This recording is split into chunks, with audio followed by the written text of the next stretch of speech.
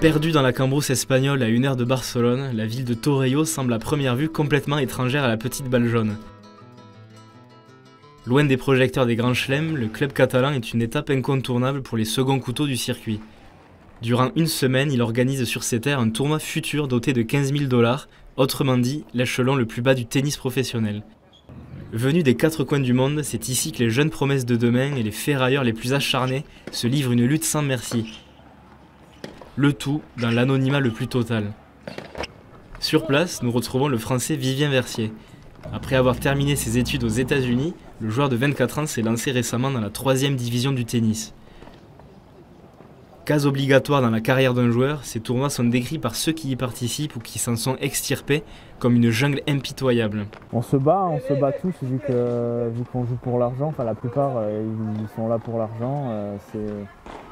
En plus on qualifie, il n'y a pas souvent d'arbitre, donc les mecs ils sont pas très fair play, ils sont là pour, c'est des tueurs, donc c'est survie, mode survie. Depuis 6 mois, le Niçois se frotte à la cruelle réalité économique du tennis professionnel quand on ne s'appelle ni Roger Federer ou Rafael Nadal. Après mes semaines de tournoi, c'est rare que je sois en positif, moi. À mon niveau, en faisant des 15 et 25 000, même quand je prends des prize money, avec les frais de voyage et tout ça, je suis souvent négatif. Ouais. À quelques mètres de là, un autre Français, Alexis Musialek, habitué au futur, dispute son premier tour. Il nous éclaire sur le budget que représente une saison sur le circuit. Si tu voyages seul, tu dépenses à peu près entre 1 000 et 1 500 € par semaine, en comptant le voyage, l'hôtel, les repas, les cordages, tout ça, les petits frais à côté. On joue à peu près entre 25 et 30 semaines par an, donc autour de 30 000 € par an, quoi. Pour prétendre au rêve, d'importants sacrifices financiers sont nécessaires. Le tennis est un sport demandant dans le sens où il faut investir de l'argent pour pouvoir espérer un jour en gagner. L'argent, ou plutôt le fameux prize money, ici 15 000 $, est la source de toutes les convoitises dans ce genre d'épreuve. Une somme qui n'est pas dédiée aux vainqueurs mais bien répartie à l'ensemble des participants du tournoi. Et pour espérer rentabiliser les frais, il est obligatoire d'aller le plus loin possible dans la compétition. Tout dépend de l'endroit où on joue, mais pour vraiment avoir un bon bénéfice, c'est à partir de la finale, voire la demi-finale quand on joue plus près. Pour ne pas que la course s'arrête, certains joueurs comme Yann s'appuient sur leur entourage pour gagner en souplesse financière. On essaye de trouver de l'aide à droite à gauche. J'ai la chance d'avoir mes parents qui m'aident, donc c'est vraiment un gros plus pour avancer. Ces tennismen de l'ombre peuvent compter également sur les matchs par équipe pour souffler financièrement. En défendant les couleurs de leur club, ils touchent des primes à chaque rencontre. C'est ce qui fait le plus gros revenu dans l'année, donc on essaye de ne pas rater ces quelques semaines entre mai, juin, juillet pour gagner un peu d'argent pour la fin de la saison. Ouais. Un peu plus tard dans la journée, nous voilà dans un hôtel à 20 minutes de route du club. C'est ici que Vivien loge durant la semaine du tournoi comme une majorité d'autres joueurs. Le Niçois nous ouvre les portes de son intimité. Allez, voici ma chambre pour le tournoi de Torelló en Espagne. J'étais tout seul au départ dans la chambre et le jour de mon arrivée, j'allais check-in à l'hôtel et il y a ces 2 zigotos là. Ils m'ont dit oh désolé, est-ce qu'on peut dormir avec toi ce soir?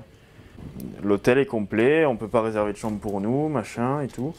Et donc j'ai dit bah ouais, y a pas de souci, tu vois, on s'entraide, c'est normal. Partager les chambres à plusieurs est une pratique courante pour ces galériens du circuit qui n'ont pas d'autre choix que de s'improviser comptable. Une chambre simple, je crois qu'elle était à 55 la nuit, et voilà, quand t'es à 2, ça baisse, tu dois être à 40, et à 3, on est à combien, 35 je crois. Donc ouais, c'est pour nous, sur le long terme, sur toute une année, ça joue, c'est énorme. Passer des heures sur internet à flairer les meilleurs prix, tel est le quotidien de ces baroudeurs de l'extrême. Une activité chronophage mais nécessaire car tous les moyens sont bons pour faire des économies. Pour les mêmes raisons, Vivien préfère corder sa raquette lui-même plutôt que la laisser à un professionnel au club de Torelló. Ça coûte 15 €. En général, hein, là au tournoi où on est, c'est 15 € pour qu'il nous la fasse.